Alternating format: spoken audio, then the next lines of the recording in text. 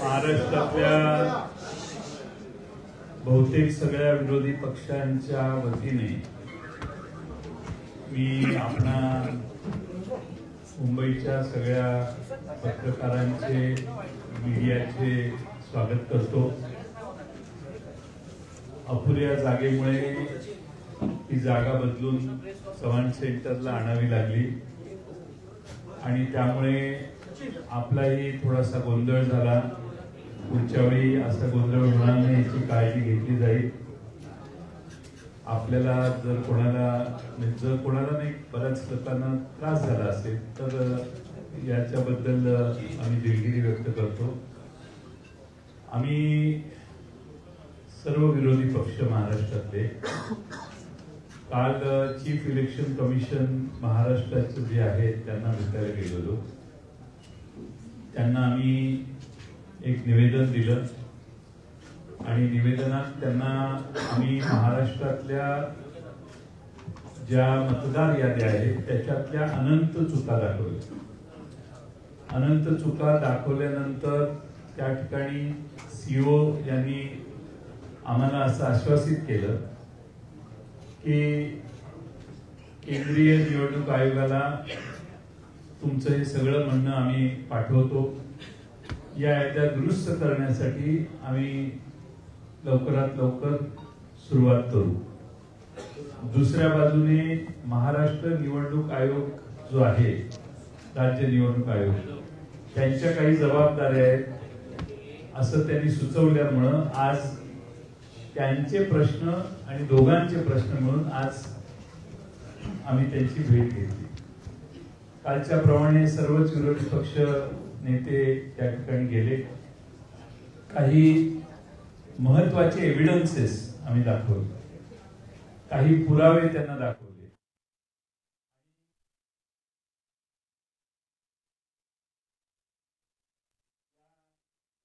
बरोबरच आम्ही त्यांना पत्रही दिलेलं आहे। पत्र देत असताना मतदार यादीत मोठ्या प्रमाणात मतदारांचे पत्ते अपूर्ण चुकीचे घातलेले आहेत, घर क्रमांक चुकीचे आहेत, तसेच प्रत्यक्षात संबंधित व्यक्ती त्या मतदार यादीत नोंद आहे की त्या पत्त्यावर राहत नाही। मी काही उदाहरणं त्यांना दिली। त्यामध्ये मुरबाडमध्ये जे मतदार आहे, मुरबाड मतदारसंघामध्ये, त्या मुरबाड मतदारसंघामध्ये बूथ क्रमांक 8 मध्ये 400 मतदारांचं एक घर आहे। 400 मतदार आहेत की ज्यांच्या घरासमोर फक्त डॅश आहे, म्हणजे घर नंबर डॅश आहे। बडनेरा विधानसभा मतदारसंघ बूथ नंबर 211 वरती 450 मतदारांचं घर क्रमांक 0 लिहिलेलं आहे। कामठी विधानसभामध्ये देखील 867 मतदारांचं घर निरंक आहे, घर नंबरच नाही। बऱ्याच ठिकाणी दुबार मतदार नोंदवण्यात आलेले आहेत, म्हणजे एका व्यक्तीला 8-8, 5-5, 4-4 वेळा मतदानाचा हक्क दिलेला आहे। एपिक नंबर एकच असतो अशी आजपर्यंत आपल्या सगळ्यांची खात्री होती, पण मतदार याद्यामध्ये अनेक वेगळ्या एपिक नंबरची माणसं आम्ही त्यांना निदर्शनाला आणून दिली। त्यामुळं नालासोपारा मतदारसंघामध्ये सुषमा गुप्ता या महिलेचं नाव वेगळ्या एपिक नंबर आयडी सह 6 वेळा नोंदवलेलं आहे आणि आपणच 12 ऑगस्टला विविध न्यूज चॅनेलने माध्यमांमध्ये पुराव्यासह हे दाखवलं। 12 ऑगस्टला आपण दाखवलं। दुपारी 3 वाजता आमच्या पक्षाने, आमच्या कार्यकर्त्यांनी तपासलं तर आपण म्हणतात की वस्तुस्थिती याच्यात होती मतदार यादीत ऑनलाईन, आणि 6 वाजता मात्र ती सगळी नावं या बाईंची, म्हणजे या श्रीमती गुप्ता जे आहे त्यांचं नाव ते त्या ठिकाणाहून काढण्यात आलं। आमचा प्रश्न हा आहे की आपण न्यूज चॅनलच्या मार्फत एक बातमी दाखवता, दुपारी 3 वाजता या महिलेचे फोटो आणि एव्हिडन्स तुम्ही टेलिव्हिजनवर दाखवता, तर सकाळी दुपारी 3ला ती नावं असतात, 6ला ती नावं जातात. आमचा प्रश्न आम्ही निवडणूक आयोगाला विचारलेला आहे की ही नावं कुणी काढली, कुणी त्यावर तक्रार केली, तक्रार कधी करण्यात आली आणि कुणी स्थळ पाहणी केली आणि हे फोटो एकाच महिलेचे आहेत याचं व्हेरिफिकेशन करण्याच्या कुणी नावं काढली. आमचा दावा असा आहे आणि आमचा समज व्हायला लागलेला आहे की राज्य निवडणूक आयोग या केंद्रीय निवडणूक आयोगाचा सर्व्हर हा महाराष्ट्रात दुसरा कोणीतरी चालवतो असा आमचा आता अनुभव व्हायला लागलेला आहे. आणि दुसरा कोणीतरी परस्पर या मतदार याद्यांमध्ये नावं घालतो, मतदार याद्या उघड झाल्या की नावं काढतो. राज्य निवडणूक आयोग असो किंवा केंद्रीय निवडणूक आयोग यांच्या हातात काही नाही आहे, कुणीतरी बाहेरच ही सिस्टीम ऑपरेट करतंय असा याचा अर्थ आहे. आम्ही त्याचबरोबर त्यांना हेही दाखवलं की एकाच पत्त्यावर अनेक नोंदणी आहेत. आता मध्य विधानसभा नाशिक इथं घर क्रमांक 3829 या घरामध्ये 813 मतदारांची नोंद आहे. पुणे कॅन्टोन्मेंट मतदारसंघात बूथ क्रमांक 30 मध्ये घर क्रमांक 226 या घरात 869 मतदारांची नोंद आहे. आणि सगळ्यात महत्वाचं म्हणजे दर तासाला मतदार यादी जाहीर होते, किती पुरुषांनी मतदान केलं पूर्ण मोडण्यात आल्या आणि संध्याकाळी 5 नंतर कुणी किती मतदान केलं हे कधीच जाहीर करण्यात आलं नाही. एकदम दुसऱ्या तिसऱ्या दिवशी फायनल टॅली जाहीर करण्यात आली. हे पारदर्शकतेच्या प्रक्रियेच्या विरोधात आहे. आणि आम्ही विधानसभेला ज्या मतदार याद्या पाहिल्या, ज्या मतदान याद्यांनी हा निकाल आला, त्याच मतदार याद्या जर स्थानिक स्वराज्य संस्थात वापरले जाणार असतील तर हा प्रचंड घोळ तसाच पुढे चालू राहतोय. आणि म्हणून आम्ही राज्य निवडणूक आयोगाला आणि केंद्रीय निवडणूक आयोगाचे प्रतिनिधी सीओ यांना मागणी केली की या मतदार याद्या दुरुस्त केल्या पाहिजेत. ताबडतोबीने त्या दुरुस्त करा. तुम्ही 3 दिवस 4 दिवस वाढवून मुदत हे चालणार नाही. किमान या मतदार याद्या पूर्ण तपासा.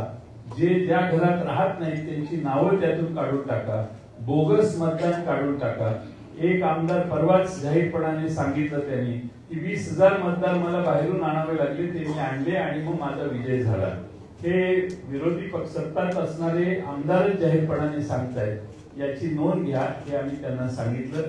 मी आपल्या सर्वांचं स्वागत करतो आणि पुढं माननीय बाळासाहेब थोरात साहेब काँग्रेस पक्षाचे ज्येष्ठ नेते यांना विनंती करतो की त्यांनी या ठिकाणी त्यांचं मनोगत व्यक्त करावं.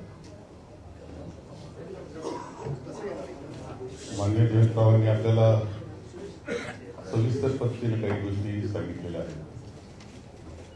काल आम्ही केंद्रीय निवडणूक आयोगाचे सीओ त्यांना आम्ही भेटलो. आज राज्य निवडणूक आयोगाला भेटलो. विधानसभेच्या वेळेस ज्या मतदार याद्या होत्या त्याच्यामध्ये प्रचंड दोष होते. आम्ही त्याच कालखंडामध्ये योग्य वेळी योग्य ठिकाणी हे सांगितलं होतं की याच्यामध्ये दोष आहेत, त्याचं काहीही उत्तर आम्हाला आलेलं नाही. निवडणूक झाली त्या दोषासहित झाली. असे काही दोष त्याचे माननीय जयंतरावांनी सांगितलं की 20,000 मतदार हे बाहेरून आणून मी मतदान करून घेतलं, हे आता आमदार सांगतायत. असे दोष आहेत. काहीचे नाव वगळले गेले, काहीचे परत नाव ते दिसत आहेत, पण ते चुकीचे आहेत. एका घराच्या नावावर अनेक आहेत. माझं एखादं कॉलेज आहे किंवा माझ्या कॉलेजचं हॉस्टेल आहे, त्या कॉलेजचे बाहेरून राज्यातून आलेले देशातून आलेले मुलं सुद्धा माझे मतदार, असं होणार असं निवडणूक आयोग ते मान्य करून घेणार असेल आणि ते बी शेवटच्या क्षणापर्यंत आणि ही तक्रार करूनच त्याची दखल नाही अशी अवस्था, या असे अनेक घोटाळे घेऊन ही मतदार यादी विधानसभेची होती. आता ती खरं जे विधानसभेची निवडणूक झाल्यानंतर 1 जुलैला तुम्ही आता या राज्य आयोगाला दिलेली, त्या अगोदर कोणतंही पुनर्विलोकन जे असतं ते 6-7 महिन्यामध्ये करण्यात आलेलं नाही. कोणत्या दुरुस्त्या करण्यात आलेल्या नाही. पुन्हा नवीन नावं नोंदण्याकरताची मोहीम करण्यात आली नाही. आणि त्यामुळे सगळ्या दोषासहित 1 जुलैला ती मतदार यादी ही राज्य आयोगाला दिलेली आहे. आणि म्हणून आमचं असं इच्छा होती की हे चुकीचं, हे दुरुस्त तुम्ही केलं पाहिजे होतं, केलेलं नाही. ती जबाबदारी केंद्रीय आयोगाची होती, निवडणूक आयोगाची, त्यांनी काहीच केलेलं नाही. आता राज्य निवडणूक आयोग म्हणतो आमची जबाबदारी नाही. आता ह्या घोळामध्ये तशी त्या दोषी असलेली पूर्णपणे यादी ही मतदानाला जाणार आहे, या निवडणुकीला सामोरं जाणार आहे, ही काही निकोप निवडणूक आहे असं मानण्याचं कारण नाही. यामुळे हे खरं आहे की माननीय राहुलजी गांधी यांनी हे विषय देश पातळीला घेतलेले आहेत, त्याच्यात महाराष्ट्राचा उल्लेख त्यांनी केलेला आहे. आणि त्या मांडत असताना जो मुद्दा माननीय जयंतरावांनी मांडला की हे कुणीतरी दुसरे ज्यांचे पासवर्ड दुसरीकडे दिलेले आहेत ते हे सगळं हँडल करतायत ऑनलाईन पद्धतीनं, असं सुद्धा दिसतंय. हे पुराव्यासह माननीय राहुलजींनी दाखवलेलं होतं. ही वस्तुस्थिती, याच्यावर निवडणूक आयोग उत्तर सुद्धा द्यायला तयार नाही अशी अवस्था आहे. आणि म्हणून आम्ही या बाबतीत केंद्रीय निवडणूक आयोग आणि राज्याचा निवडणूक आयोग या दोघांनाही भेटलो, एकत्रित बैठक केली, परंतु आमचं काही समाधान त्यामध्ये झालेलं नाही. त्यांनी स्पष्टपणे काही उत्तर आम्हाला दिलेलं नाही. ही वस्तुस्थिती आहे आणि हे सगळं घेऊन आम्ही निवडणुकीला, स्थानिक स्वराज्य संस्थेच्या निवडणुकीला सामोरं जाणं हे अत्यंत चुकीचं आहे. आणि हे माझ्या मते जनतेला सुद्धा मान्य नाही झालं पाहिजे.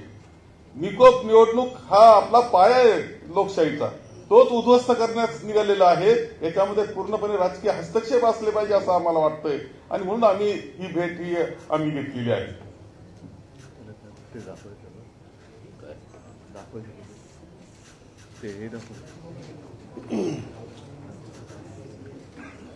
नमस्कार. काल आम्ही केंद्रीय निवडणूक आयोगाच्या प्रतिनिधींना भेटलो आणि आज आम्ही राज्य आणि केंद्रीय निवडणूक आयोगाच्या प्रतिनिधींना दोघांनाही भेटलो. आता जयंतराव म्हणाले किंवा बाळासाहेब म्हणाले, मला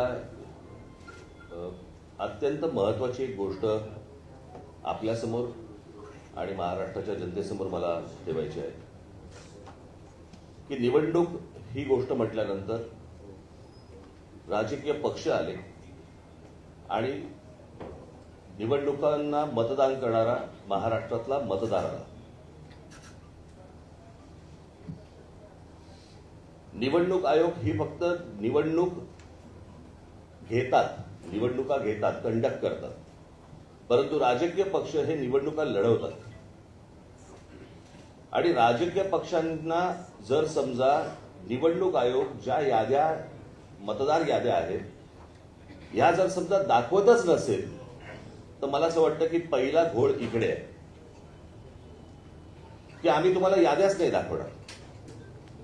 म्हणजे मी आता तुमच्याकडे 2024च्या निवडणुका व्हायच्या अगोदर आणि 2024च्या निवडणुका झाल्यानंतर अशा मी तुम्हाला 2 याद्या मी तुम्हाला फक्त आता दाखवणार आहे.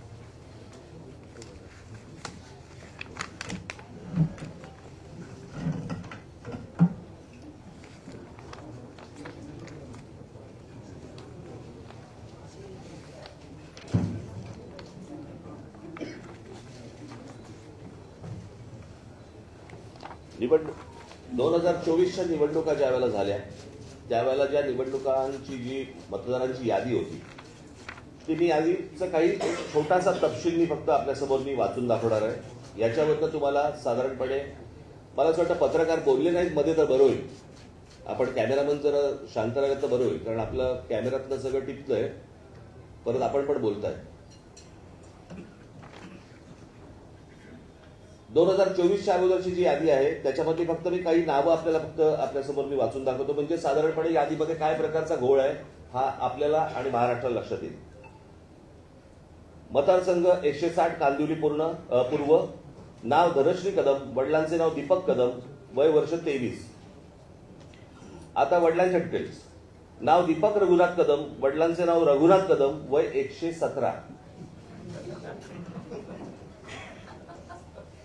मतदारसंघ 161 चारकोप, नाव नंदिनी महेंद्र चव्हाण, वडिलांचे नाव महेंद्र चव्हाण, वय वर्ष 124, वय 124.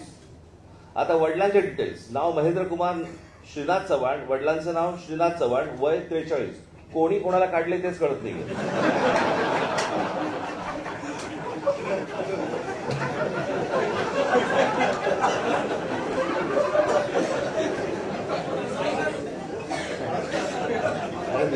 विषय गंभीर आहे.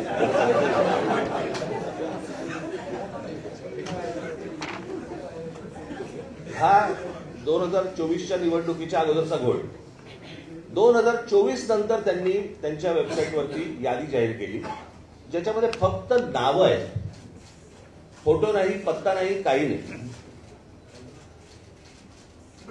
आणि मग काल आम्ही ज्यावेळेला केंद्रीय निवडणूक आयोगाशी बोलत होतो त्यावेळेला त्यांनी सांगितलं की नाही हे राज्य निवडणूक आयोगाकडे येतं. आता राज्य निवडणूक आयोगाकडे आम्ही भेटल्यानंतर राज्य निवडणूक आयोग म्हणते हे केंद्रीय निवडणूक आयोगाकडे येतं. दोघेही प्रतिनिधी हे केंद्रीय निवडणूक आयोगाचेच प्रतिनिधी आहेत. आणि म्हणजे महाराष्ट्रातल्या राजकीय पक्षांना या संपूर्ण मतदार याद्या न दाखवण्याचं याच्यातनं काय मिळणार तुम्हाला? यात फक्त घोळ होणार आहे. आणि आता आम्ही फक्त त्यांच्यासमोर एवढंच सांगितलं की या मतदार याद्या जोपर्यंत सुधारणा होत नाही, तुमची सुधारणा होत नाही, तोपर्यंत निवडणुका तुम्ही घेऊ नका. आता साधारणपणे आपण जर समजा महानगरपालिकेच्या किंवा स्थानिक स्वराज्य संस्थांच्या निवडणुका जर समजा आपण पाहिल्या तर गेल्या 5 वर्षामध्ये निवडणुका झालेल्या नाहीयेत. मग जर 5 वर्ष जर समजा या निवडणुकांमध्ये गेलेली असली तर मग याद्या सुधारण्यासाठी अजून 6 महिने गेले तर काय फरक पडतो? आणि मला असं वाटतं की या याद्या सुधारल्याशिवाय त्यांनी निवडणुका घेऊ नये हेच आज आम्ही त्यांना सर्वांनी सांगितलेलं आहे. म्हणजे त्यांनी आता काहीतरी काल एक आमची भेट झाल्यानंतर त्यांनी एक नोटिफिकेशन काढलं आणि त्याच्यामध्ये आम्हाला राजकीय पक्षांना 8 दिवस दिले. म्हणजे हे 6-6, 8-8 महिने काम करणार आणि राजकीय पक्षांनी 8 दिवसामध्ये ह्यांना सगळ्या छाननी करून द्यायची, कसं शक्य आहे? आणि म्हणून तो काल जो त्यांनी काय नोटिफिकेशन काढले ते एक तर रद्द करायला आम्ही त्यांना सांगितलेलं आहे. आणि आज आम्ही त्यांना सांगितलं की या निवडणुका तुम्ही घेऊ नका. उद्या ते काय याच्यावरती निर्णय करतायत हे आम्ही 1-2 दिवसात पाहू आणि त्याच्यानंतर मला असं वाटतं सर्व राजकीय पक्ष मिळून आम्ही एका निर्णयापर्यंत येऊ. तो निर्णय तुम्हाला अजून 2-3 दिवसांनी सांगू. ठीक आहे, धन्यवाद.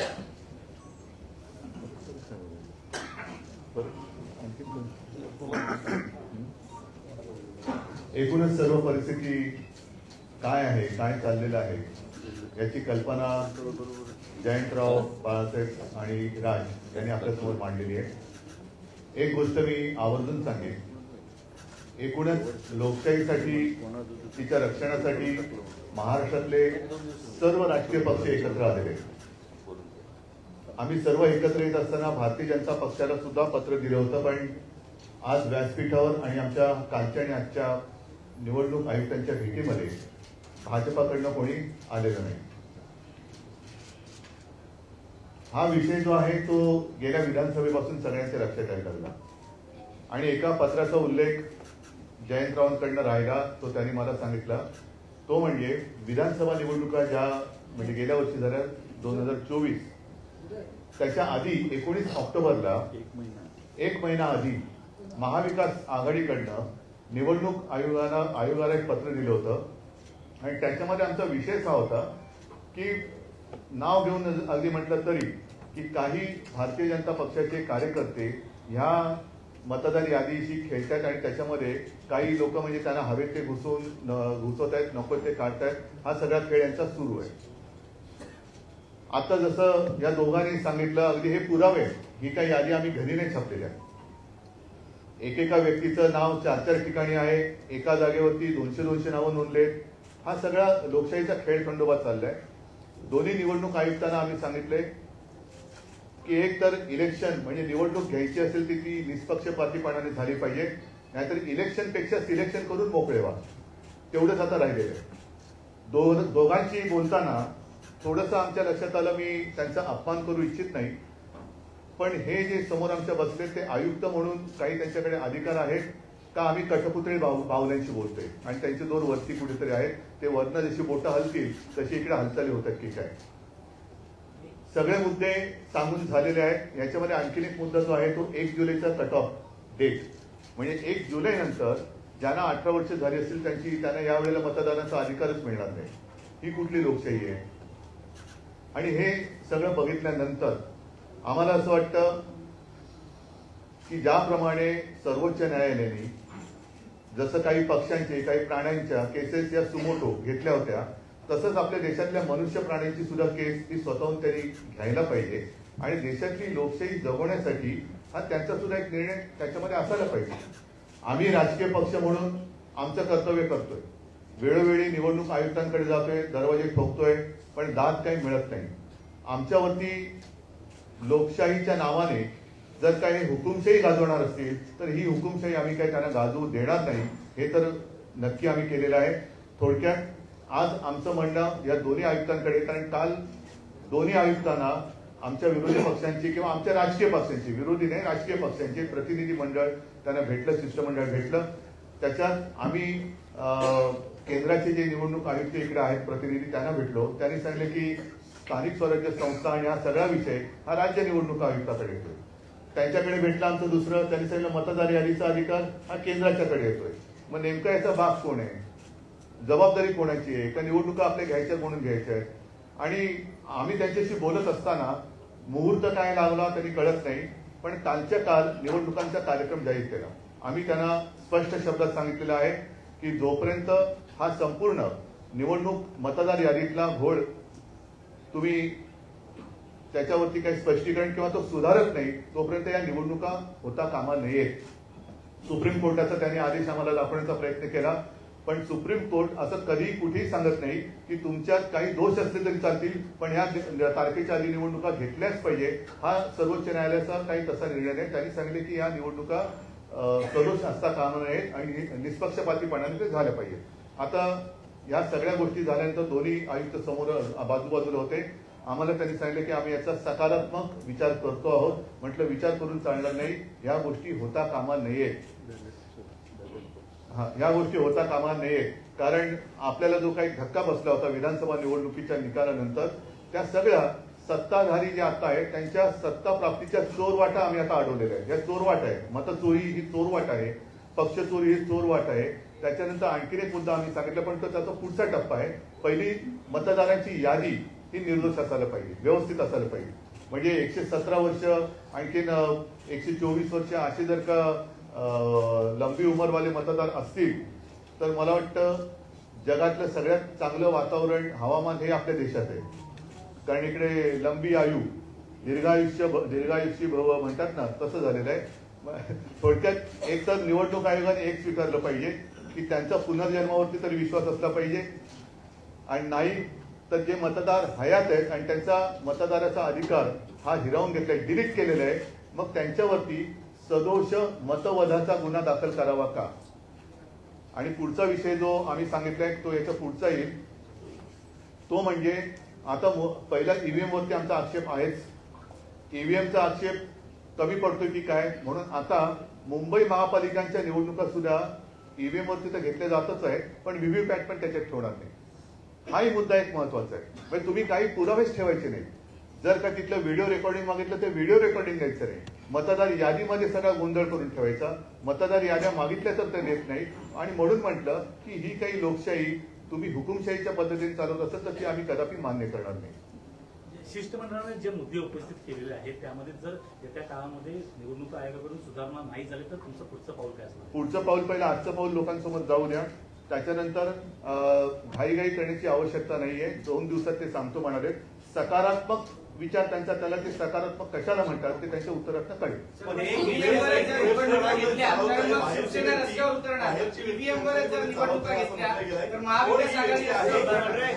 ही व्यक्ती कोण आहे आणि कोण काय वेबसाईट चालवते आरोप केलाय, कोण ही व्यक्ती आहे आणि कोणाशी संबंध. त्याच्यासाठी आम्ही महाविकास आघाडीकडनं अतिशय स्वच्छ आणि स्पष्ट शब्दात विधानसभा निवडणुकीच्या 1 महिना आधी पत्र दिले, ज्याचा मी आता उल्लेख केला ते.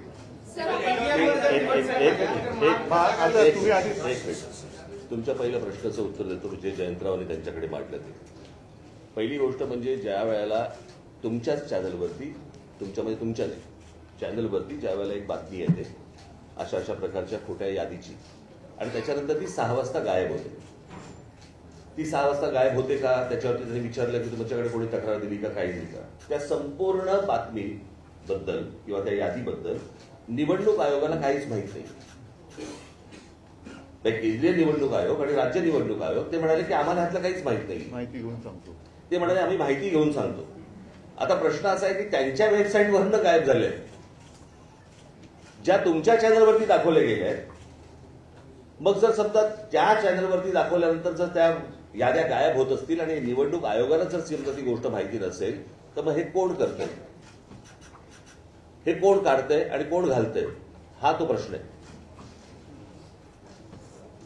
आणि ही गोष्ट त्यांना विचारली गेली, त्याच्यावरती ते बोलले की आम्ही चौकशी करून सांगतो.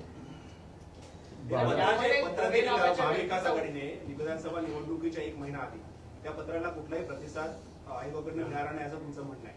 मग जर त्या पत्राला जर प्रतिसाद मिळाला नसेल तर आता तुम्ही सगळी एक्सरसाइज करताय, त्याला प्रतिसाद मिळाला कशावर? 12 ऑगस्टला आम्ही 19 ऑक्टोबरला हे पत्र कार्यालयात नेऊन दिलेलं आहे. केंद्रीय आणि त्यांना भेटलोही, आमचे प्रतिनिधी म्हणून जितेंद्र आव्हाडजी स्वतः जाऊन तिथं 2-3 जण जाऊन भेटले, त्यांना हातात दिलं, पण त्याचा कोणताही कॉग्निजन्स त्यांनी घेतला नाही. आणि केंद्रीय निवडणूक आयोगालाही हे पत्र पाठवण्यात आलेलं 1 महिना आधी विधानसभेच्या, आणि त्यात कॅटेगरिकली म्हटलेलं आहे की सोयीची नावं ठेवतायत, गैरसोयीची नावं काढतायत, खाली कार्यकर्त्यांना सूचना दिल्या आहेत, हिरव्या पेनाने टिक करा, सोयीची असतील ती, गैरसोयीची असतील ती लाल पेनाने टिक करा, लाल पेनाची नावं उडवण्याचा कार्यक्रम झाला. हे आम्ही सर्रासपणाने आधी 1 महिना आधी त्यांना, कारण हे चाललं होतं ग्रासरूट लेवलला आणि कुणीतरी हे मॉनिटर करत होतं, हे कळत होतं आम्हाला, म्हणून आम्ही तक्रार केली. पण निवडणूक आयोगाने कोणता प्रतिसाद दिला नाही. निवडणूक आयोगाची स्टाईल अशी आहे की कोणी कुठल्याही राजकीय पक्षाने तक्रार करायची, ती त्यांना बासनात गुंडाळून ठेवण्याची त्यांची प्रथा दिसते.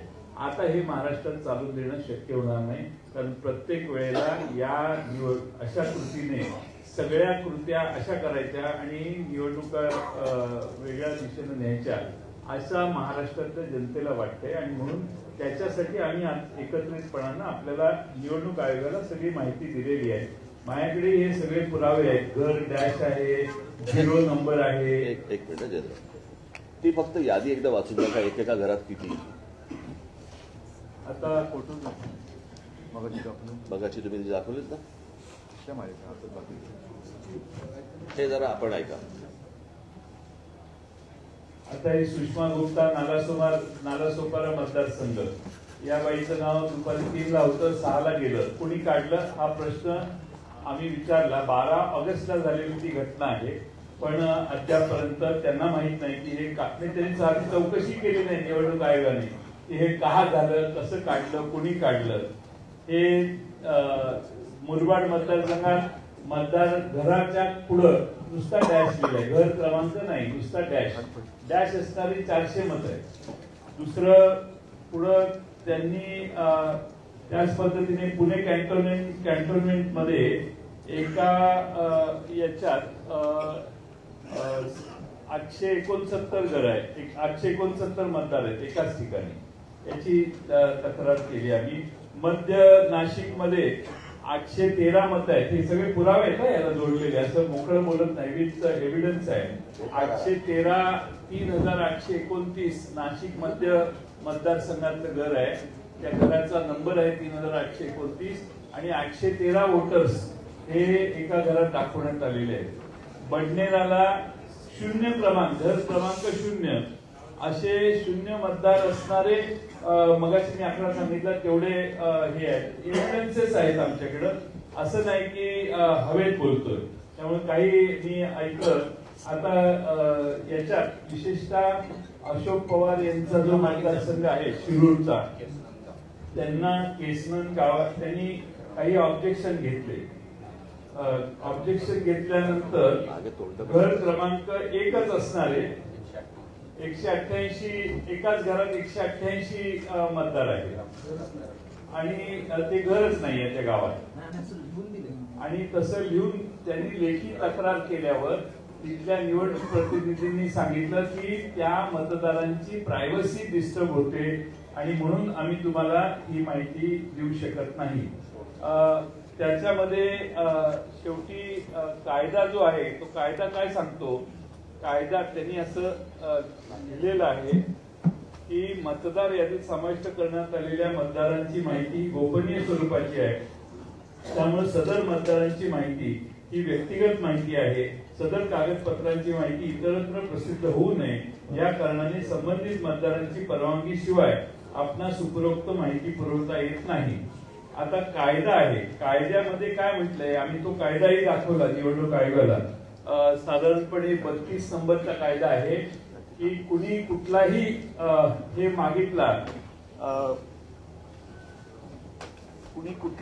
मागितला तर तो ती माहिती आणि ते डॉक्युमेंट्स कोणत्या आधारावर रजिस्ट्रेशन झालं, कोणत्या आधारावर हे देण्यासाठी कलम 32 आहे. त्यामध्ये स्पष्टपणाने म्हटलेलं आहे की तुम्हाला ती माहिती द्यावी लागेल. हा नियम कायदा आम्हीच निवडणूक आयोगाला आता कायदे सांगतोय, त्यांचे हे कायदे ज्याप्रमाणे ते देऊ शकतात. पण त्यांना दिलेलं उत्तर अशोक पवार यांना की त्याची प्रायव्हसी, आम्ही काय त्याचे खाजगी गोष्टी मागत नाही, त्याने जे निवडणूक आयोगाला सबमिट केलंय मतदार होण्यासाठी तेवढीच माहिती मागतोय आणि ती देणं आवश्यक आहे असं निवडणूक आयोगाच्या निवडणुकीच्या कायद्यात लिहिलेलं आहे. एक मिनिट येतोय आवाज? मला यातली फक्त एकच गोष्ट कळली नाही, समजली नाही, जे निवडणूक आयोग आम्हाला सांगते किंवा केंद्रीय निवडणूक आयोग आम्हाला सांगते की मतदारांची यादी ही गोपनीय असते. मला असं वाटतं मतदान हे गोपनीय असतं ना. आपण कोणाला मतदान करतोय ही गोष्ट गोपनीय असते, मतदार कसा गोपनीय असेल? जर ऑनलाईन तुम्ही जर समजा सगळ्या याद्या समजा असतात याच्यापूर्वी दाखवले गेलेले आहेत तर ती गोष्ट गोपनीय कशी असेल? आणि दुसरी गोष्ट, तिथे सीसीटीव्ही कॅमेरे तुम्ही लावता जे नंतर तुम्ही 45 दिवसामध्ये डिलीट करता. जर तुम्ही बघू शकता, आम्ही नाही का बघू शकत? बरं, निवडणूक आयोग यांना निवडणुका लढवायच्या नाही आहेत, निवडणुका आम्हाला लढवायच्या आहेत. जर आम्हाला ते मतदार कोण आहेत हे कळले नाही, म्हणजे मला एक गोष्ट या संपूर्ण प्रकरणामध्ये मी मगाशी आपल्याला सांगायचं राहिलं, माझी ही निवडणूक याच्यामधलं जे काही प्रॉब्लेम्स आहेत किंवा याच्यामधले जे घोळ आहेत याच्यावरची माझी ही दुसरी पत्रकार परिषद आहे. एक पहिली 2017ला झाली होती, मला असं वाटतं तुम्हाला माहिती असेल कदाचित. आणि त्यावेळेला पण मी ह्याच गोष्टी मांडत होतो की ह्या सगळ्या गोष्टी निवडणूक आयोग ही लपाछपी का करते. आता मगाशी आम्ही जेव्हा सांगितलं की एका ठिकाणी कुठे ते जिल्हा परिषदांच्या काही एक याद्या आल्या. आता 2022ला ती फोटो सकट नावासकट सगळ्या याद्या आहेत 2022च्या. आणि आत्ताच्या ज्या याद्या आल्या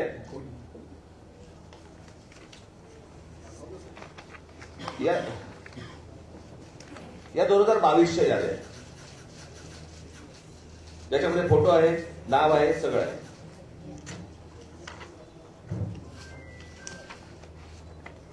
या आता जिल्हा परिषदेच्या 2025च्या याद्या आल्या ज्याच्यामध्ये फोटो काढून टाकले. हे सगळं निवडणूक आयोग स्वतः करतोय.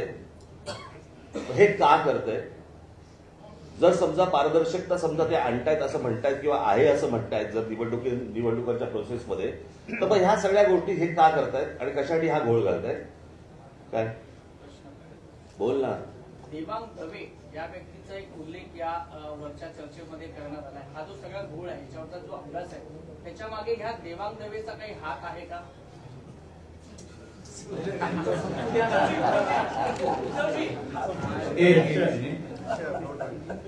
अर्धवट विषय राहिला त्यांना पूर्ण करेल.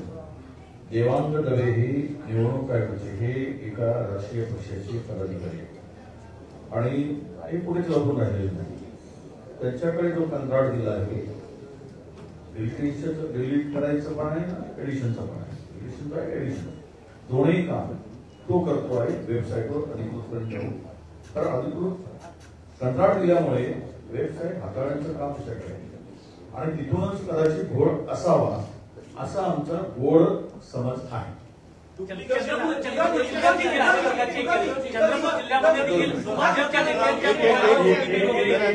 चंद्रपूरमध्ये राजुरा मतदारसंघात अजूनही गुन्हा दाखल झालेला नाही. तिथे भारतीय जनता पक्षाचं नाव घेऊन सांगतो त्यांच्या मोबाईलवरून ते सिद्धच झालं. आम्ही तक्रार दिली अद्यापही तिथे कुठेही गुन्हा दाखल झाला. आम्ही पकडून दिलं, चोरी पकडून दिली, कशा प्रकारची चोरी झाली पुराव्यासह दिलं. त्यामुळे आता ती कारवाई झाली नाही. पुढे सांगतो जो विषय आहे त्याच्यामध्ये जर समजा 80,000 उदाहरणार्थ पनवेलमध्ये बाळाराम पाटलांना त्यांनी उत्तर असं दिलेलं आहे ऑफिशियली आणि आणि सगळ्यांनाच उत्तर दिलेलं आहे, ज्यांनी बातम्या केल्या त्यांनाही दिलं की जर 80,000 तुम्हाला वाटतं दुबार मतदार असतील तर तुम्ही 80,000 अर्ज केले पाहिजेत प्रत्येक मतदाराच्या नावाचा. याबद्दल काही बोलणं झालं का? नंबर 1. आणि नंबर 1 मिनिट, दुसरा प्रश्न असा आहे की आता आपण सीसीटीव्ही बद्दल बोलला, तो सीसीटीव्ही हा एक वादग्रस्त मुद्दा आहे असं जर धरलं तर एक 17A फॉर्म आहे जी इलेक्टोरल रोल असतो जो मतदान अधिकारी टिकमार्क करतात. तो अधिकाऱ्यांनी टिकमार्क केलेला रोल इलेक्शन कमिशन देत नाहीये, याबद्दल तुमचं काही बोलणं झालं का? मला एकच या सगळ्या गोष्टींवरती मला वाटतं बोलायचं. आता तुम्ही जे काही सगळे कायद्याचे या देशात या पहिल्या निवडणुका नाही आहेत. याच्या अगोदर अनेक निवडणुका झाल्या, बरोबर आहे, साधारणपणे 2014च्या अगोदर, 2000 त्याच्या अगोदर, या इतके वर्ष ज्या निवडणुका चालू आहेत कधी असले विषय कधी आले नाहीत जे हल्लीच काय यायला लागले. मला असं वाटतं हा एक सगळ्यात महत्वाचा प्रश्न आहे की आता हे फॉर्म भरा, फॉर्म भरून मग तिकडे आता किती ते पैसे द्यायचे तर 2 रुपये पर शीट, प्रत्येक पानाला 2 रुपये द्यायचे आणि मग आम्ही पानं घ्यायची. पण त्याच्यात पण कमाई. टेक्निकल ग्राउंडवर इलेक्शन कमिशन स्टँड करतं त्याबद्दलचं म्हणणं विचारलं. 17A मागणारे अनेक उमेदवार आहेत. अनेक उमेदवारांनी 17A मागून देखील निवडणूक आयोग ते देत नाही. आता एक उदाहरण सांगतो की कोरेगाव विधानसभा मतदारसंघात शशिकांत शिंदे साहेबांनी विधानसभेच्या आधी अपील केलं. कलेक्टरने निर्णय दिला की 1,500 मतं आपण यादीत घ्या. तरी खालच्या अधिकाऱ्याने ती अपील मान्य झाल्यावर देखील त्यांची मतदार यादीत नावं समाविष्ट झाली नाही. मी मगाशी जे सांगितलं की प्रायव्हसी डिस्टर्ब होते वगैरे, त्यांनी उत्तर दिलं लेखी अशोक पवारांना. तर 32 नाही 33 रजिस्ट्रेशन ऑफ इलेक्ट्रॉन रूल्स 1960 33 नंबरचा आहे. Inspection of electoral rolls and connected papers. Every person shall have the right to inspect the election papers referred to in Rule 32 and to get attested copies thereof on payment of such fee as may be fixed by the Chief Electoral Officer. हा कायदा rule मध्ये आहे हे, तरी देखील त्यांना उत्तर दिलं की आम्ही देऊ शकत नाही. आणि सगळ्यात महत्वाचं असं आहे की ह्या सगळ्या गोष्टी जिब्रिश नावं तर आणखी तो वेगळाच विषय आहे. हे सगळं आम्ही त्यांच्या निदर्शनाला आणले. आमची अशी अपेक्षा आहे की निवडणूक आयोग, राज्य निवडणूक आयोग आणि केंद्रीय निवडणूक आयोगाचे प्रतिनिधी या ठिकाणी जे आहेत सीओ, या दोघांनी निर्णय घेतला पाहिजे. या याद्या दुरुस्त केल्या पाहिजेत. दुरुस्त झालेल्या याद्यांवरच महाराष्ट्राच्या निवडणुका घेतल्या पाहिजेत हे आम्ही त्यांना निक्षून सांगितलेलं आहे. आणि राज्य निवडणूक आयोग हे आम्हाला म्हटले आम्ही याचा सकारात्मक विचार करू.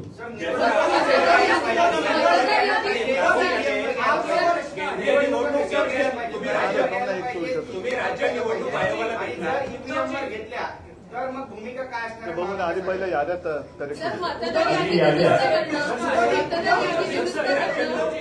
एक मिनिट मागासपासून म्हणजे SIR आपण मागणी करतोय का? आणि बिहारमध्ये ज्या पद्धतीने SIR झालेला आहे तर तशीच जर इथे झालं तर परत आपण आगीतून मुकाटत नाही का पडणार? आधी SIRची मागणी आहे. ज्याचं जे उत्तर राजने दिलं की आपल्या आयुष्यातली किंवा देशाच्या आयुष्यातली ही पहिली निवडणूक नाहीये, त्याच्यामुळे हे सगळे आता पुष्पट आता का काढली जात आहेत? आता का काढली जात आहेत? आतापर्यंत लोकांनी मतदान केलेलं नाही का? आतापर्यंत काही देशामध्ये सत्ताधारी जन्माला आलेले नाहीत का?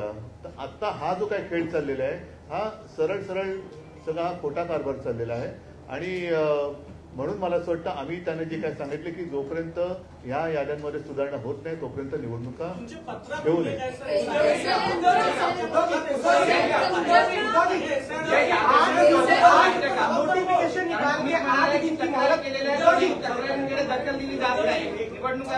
असं आहे की आम्ही निवडणूक आयोगाला आवाहन केलेलं आहे आणि मागणी केलेली आहे की बल्कमध्ये चुका आहेत त्या तुम्ही दुरुस्त केल्या पाहिजे. आता एखाद्या मतदारातील 8,000 चुका असतील तर त्या 8,000 चुका आम्ही सबमिट करायच्या इंडिव्हिज्युअली प्रत्येक ठिकाणी. याला मग किमान 1 महिन्याचा वेळ तर दिला पाहिजे. वेळ नसल्यामुळे तुम्ही 7 दिवसात आणि 8 दिवसात करा म्हटल्यावर कोणत्या, एक तर तुमच्या याद्या डिजिटल नाहीये. तुम्ही या याद्या डिजिटल का नाही करत? डिजिटल याद्या केल्या की सगळ्यांनाच सोयीचं होईल आणि तुम्हालाही सोयीचं होईल काम करायला.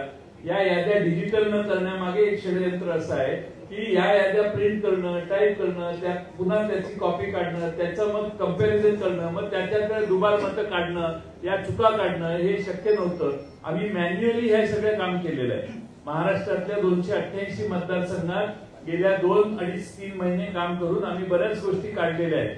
हे छोटे काही उदाहरण आहेत. आणखी उदाहरण आम्ही देऊ शकतो. आम्ही वाट बघतोय निवडणूक आयोग काय करणार आहे. एकच मिनिट मगाचपासून प्रश्न विचारतो, पण तत्पूर्वी एक सांगतो की निवडणूक आयोगाचं काम व्यवस्थित पद्धतीने निवडणुका पार पाडणं हे आहे. आणि त्या निवडणुकीच्या प्रक्रियेत समजा आमच्या राजकीय पक्षाकडनं त्यांच्या नियमाचं कुठे उल्लंघन झालं किंवा आणखी कुठे चूक झाली तर आम्हाला कायद्याचा दंडुका दाखवला जातो करप्ट प्रॅक्टिस म्हणून. आता आमचं म्हणणं असं आहे की ही निवडणूक आयोगाची करप्ट प्रॅक्टिस आहे. ही निवडणूक आयोगाची करप्ट प्रॅक्टिस आहे. ज्याप्रमाणे स्वतः शिवसेना प्रमुखांना ती शिक्षा भोगावी लागली होती. त्यांचं 6 वर्ष मतदानाचा अधिकार हिरावून घेतला गेला होता. आता निवडणूक आयोगाला आणि निवडणूक आयुक्तांना काय शिक्षा करायची जर त्यांनी सुधारणा केली नाही तर, कारण ही निवडणूक प्रक्रियेतली निवडणूक आयोगाची करप्ट प्रॅक्टिस आहे. हा भ्रष्टाचार आहे त्यांचा. एक त्याचा प्रश्न उद्या म्हणजे मग तुम्ही यांना विचारा. मतदार याद्यांमधला जो घोळ आहे राष्ट्रीय स्तरावर त्याचा फायदा एनडीएला होतो आहे आणि राज्य स्तरावर त्याचा फायदा या निवडणुकीत आपलाही आरोप आहे आणि संशय उपस्थित झाले की महायुतीला झालाय. तर असं हे लक्षात घेता किंवा हे आरोप लक्षात घेता निवडणूक आयोग मग केंद्रीय असेल किंवा राज्यातला भाजपसाठी हस्तक म्हणून किंवा भाजपच्या दबावाखाली काम करतोय असा तुमचा आरोप आहे का? त्याच्याबद्दल आम्ही स्पष्ट पत्र दिलेलं आहे, ज्याचा वारंवार आता उल्लेख झालाय की गेल्या विधानसभा निवडणुकीच्या आधी 1 महिना अगोदर एक व्यवस्थित स्पष्ट शब्दामध्ये पत्र दिले. त्याच्यात भारतीय जनता पक्षाचं नाव लिहून आम्ही ते पत्र दिलेलं आहे.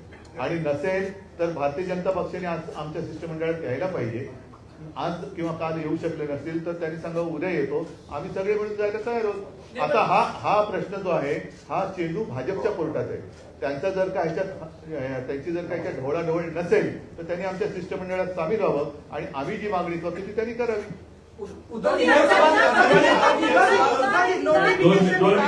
तुम्ही एक काम करता, एक मिनिट माफ करा, तुम्ही फक्त हात वरती करा, आम्ही सांगू कोणाला बोलायचं. कलकलाट करण्यापेक्षा ना तुम्ही फक्त हात वरती करा, आम्ही फक्त सांगतो की बाबा तू बोल तू बोल तू बोल एवढं सांगतो. आता बोल. तुम्ही ज्या मतदार याद्यांचं आता उदाहरण दिलं की ह्याच्यात ऑब्जेक्शन आहेत, अशा किती कॉन्स्टिट्युएन्सीचे ऑब्जेक्शन तुम्ही आता सबमिट केले आहेत? आम्ही आता काही प्रमुख कॉन्स्टिट्युएन्सीची उदाहरणं दिलेली आहेत. महाराष्ट्रातल्या प्रत्येक मतदारसंघात हे काम चालू आहे. स्थानिक दृष्ट्या त्याची ऑब्जेक्शन सबमिट होतील, परंतु बल्कमध्ये हे झालेलं आहे, फ्रॉड आहे हा असं आम्हाला वाटायला लागले. तर ते निवडणूक आयोगाने पुढाकार घ्यावा ना. आम्ही 2 हे असतात, एक म्हणजे फोटो आयडेंटिटी सेम आहे असे बघून ते नावं बाजूला काढता येतात. त्याचं एक वेगळं सॉफ्टवेअर आहे. नावं एकत्रित करून सगळी नावं कम्पेअर करून ती डुप्लिकेट झाली असतील तर ती नावं बाजूला काढायला सॉफ्टवेअर आहे. ही सॉफ्टवेअर 2019च्या निवडणुकीच्या आधी वापरलं जायचं, पण दुर्दैवाने 2022-23 नंतर हे वापरलंच नाही. तर आम्ही त्यांना कालच विनंती केली की हे सॉफ्टवेअर वापरा आणि हे डुप्लिकेशन जे आहे ते काढून टाका. त्यांनी केलं पाहिजे. एकच मी सांगतो, आमच्या लोकांनी त्या ठिकाणी जे ऑफिसर आहेत अधिकारी आहेत त्यांच्या हरकती घेतलेल्या आहेत, पण ते सरळ सांगतात की आमच्या राज्य निवडणूक आयोगाला आम्हाला ह्या अधिकार किंवा आम्ही हरकती घेण्यामध्ये कुठल्याही प्रकारचा आम्ही काही हस्तक्षेप करू शकत नाही. हा फार मोठा गंभीर ठिकाणी प्रश्न निर्माण झालेला आहे. जर बोगस नावं दाखवली तर त्या बोगस नावाच्या संदर्भात हरकत घेतल्यानंतर त्याची चौकशी करायला पाहिजे. ते सरळ हरकती करतायत प्रांत किंवा तिथल्या निवडणूक अधिकारी. आता आम्ही प्रत्येक पक्षाने त्या कार्यकर्त्यांना आपापल्या ठिकाणचे सर्वेक्षण करून जी बोगस नावं आहेत ती काढून तुम्ही म्हणाला त्या प्रश्नाने आम्ही राज्यावर गोळा करणार आणि निवडणूक आयोगाला देणार. त्याला आम्हाला वेळ पाहिजे. एक असं आहे, 2 मिनिटं. एकच असं आहे की त्यांच्याकडे वेगळे टूल आहेत. डाटा मॅचिंग सिस्टीम, AI आधारित टूल्स आहेत, डिजिटल ऍप्स आहेत, असे आहेत, ते वापरावे. आणि सगळ्यात महत्वाचं मला आपल्या मार्फत आवाहन करायचंय, आम्हाला निवडणूक आयोगाकडून उत्तर पाहिजे. भारतीय जनता पक्षाच्या विरोधी ही आमची हे नाही आहे. त्यामुळे त्यांच्या प्रवक्त्यांनी आम्हाला उत्तर देणं अभिप्रेत नाहीये. आम्हाला निवडणूक आयोगाने उत्तर द्यावं. आम्ही निवडणूक आयोगाकडे गेलो, नाही तर तासाभरात तुम्ही जाल दुसरीकडे आणि याला उत्तरं मागाल. आम्हाला आम्ही त्याला बोलवलेलं होतं आणि त्यांनाही त्रास कदाचित होत असेल तर देत नाही. निवडणूक आयोगाने मला एकच मिनिट मला असं वाटतं मी थोडंसं काय हे प्रश्न संपणार नाही. यातला एकच सगळ्यात महत्वाचा भाग असा आहे की निवडणूक यादीमध्ये घोळ आहे. निवडणुकीच्या यादीतले घोळ दोन्ही राज्य आणि केंद्रीय निवडणूक आयोगातल्या प्रतिनिधींना आम्ही त्यांच्यासमोर ठेवलेले आहेत. ते सुधारले पाहिजेत आणि ते सुधारून विरोधी पक्षाचं समाधान झालं पाहिजे, सत्ताधारी पक्षाचं समाधान झालं पाहिजे, कोणाचंही. परंतु जे निवडणुका लढवतात मला असं वाटतं त्या राजकीय पक्षाचं समाधान झाल्याशिवाय त्यांनी निवडणुका घेऊ नयेत. आणि ही अत्यंत आमची रास्त मागणी आहे, याच्यात काहीच गैर नाहीये. मला असं वाटतं निवडणूक आयोगाने या गोष्टींचा विचार करावा. त्याच्यामध्ये इतर वेगवेगळे कायदे आणूच नाहीत. सोपी गोष्ट आहे ना ही. ह्याच्यामध्ये काही कॉम्प्लिकेटेड असण्याचं काही कारणच नाहीये. आम्ही काही क्लिष्ट काही विषय बोलतच नाही आहोत की बाबा आम्ही मतदार याद्या दाखवलेल्या आहेत, मतदार याद्यांमध्ये बाबा घोळ आहे. थांबा ना, मी पण आलो पहिला.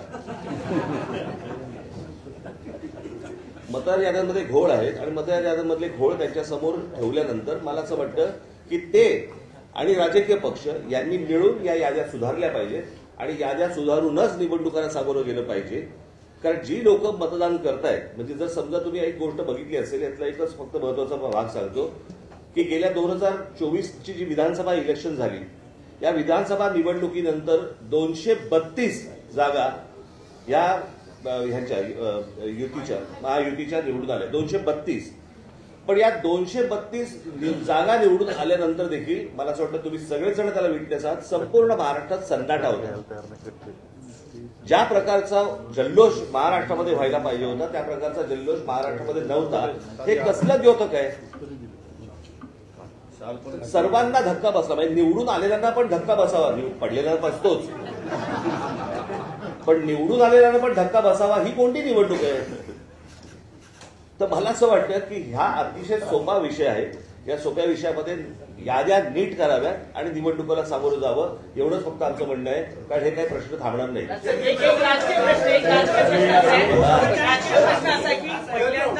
निवडणूक आयोगाच्या निवेदनात तुम्ही महाविकास आघाडी बरोबर दिसतात, तर मला असं वाटतं मी 2017ला पण दिसलो होतो. प्रश्न असा आहे की तुम्हाला एकच गोष्ट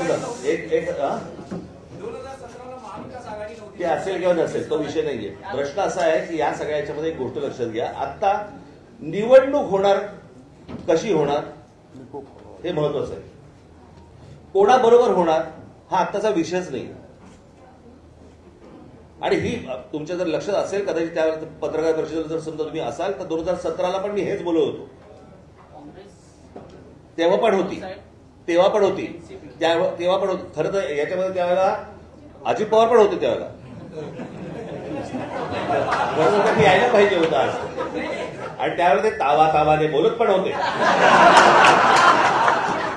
ते सांगत पण होते त्या सगळ्या गोष्टी.